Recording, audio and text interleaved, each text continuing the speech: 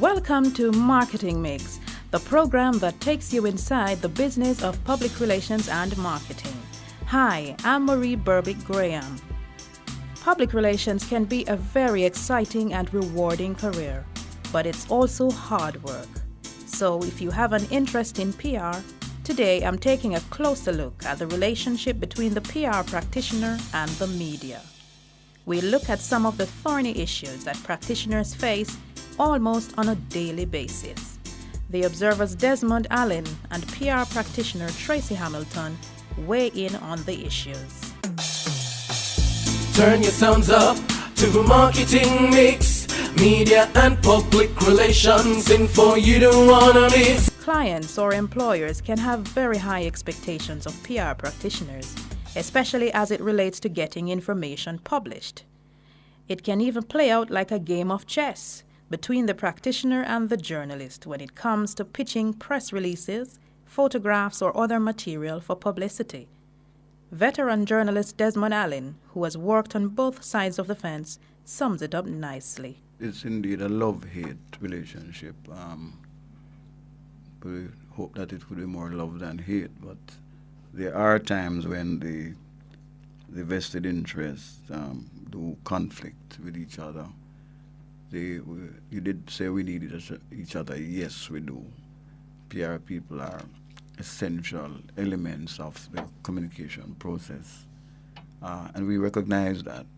But the stress comes when the PR person is under tremendous pressure to get the stuff out, because it's a difficult profession where you're given a contract to publicize something, and you really, besides the money that you're spending for ads or sponsorship, you don't control the appearance of the material, but your client is looking for that. That's all that satisfies the client, and they figure, well, we're spending all this money, so we expect to see it out. So they don't want to hear excuses from the PR person, so it's difficult on their side.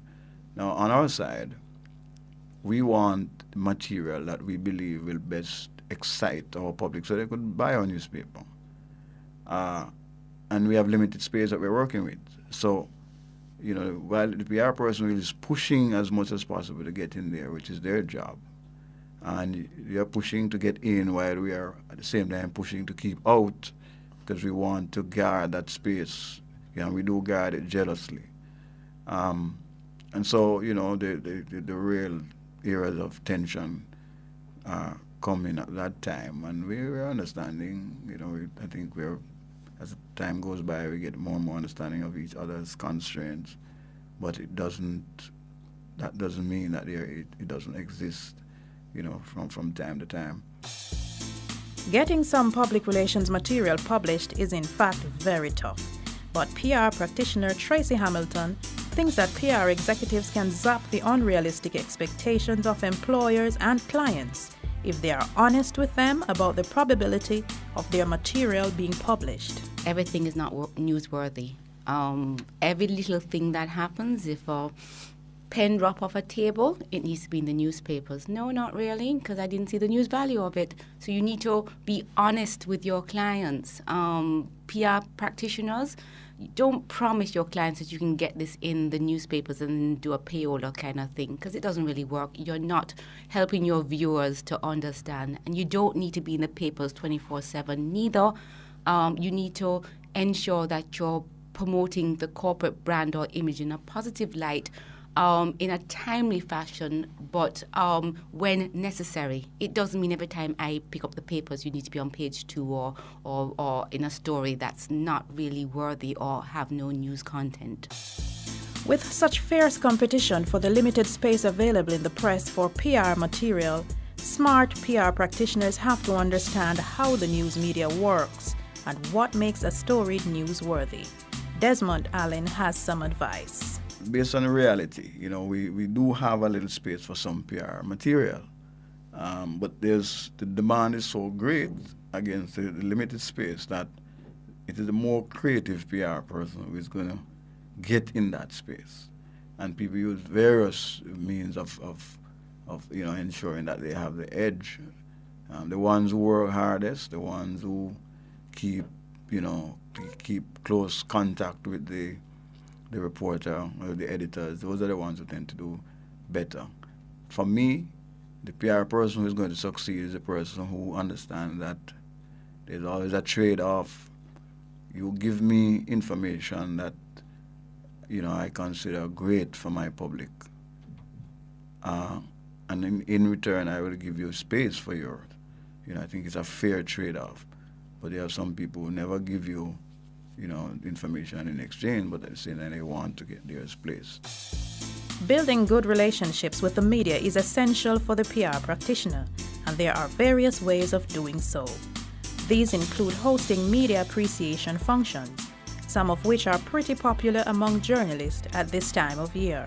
But beware, not every journalist is impressed by these events. There are a lot of people, PR people, who believe in the what do you call it, media appreciation functions and so on.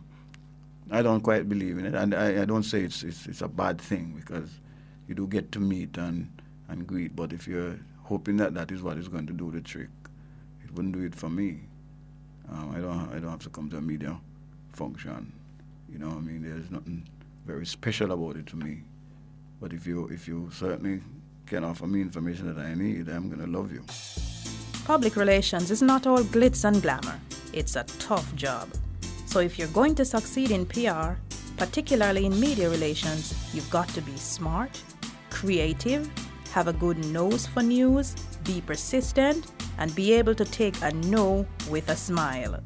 Special thanks to Desmond Allen and Tracey Hamilton for sharing their insights.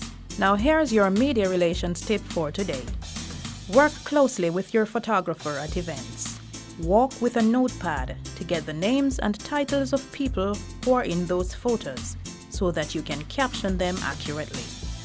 And that's it for Marketing Mix today. I am Marie Berbick Graham. Do join us again next time on this station when we take you inside the business of marketing and public relations. In the meantime, we'd love to hear from you. Email us at marketingmix2@gmail.com or telephone 590-4574. Turn your sounds up to the Marketing Mix. Media and public relations info you don't wanna miss. Media practitioners, PR and media execs, advertising and marketing consultancies. Are you an entrepreneur? Well, Marketing Mix is for you. Marie Berbick Graham turns the spotlight on the marketing and public relations industry, sharing information, exploring the issues, brands, strategies, products, and people. Do not miss Marketing Mix.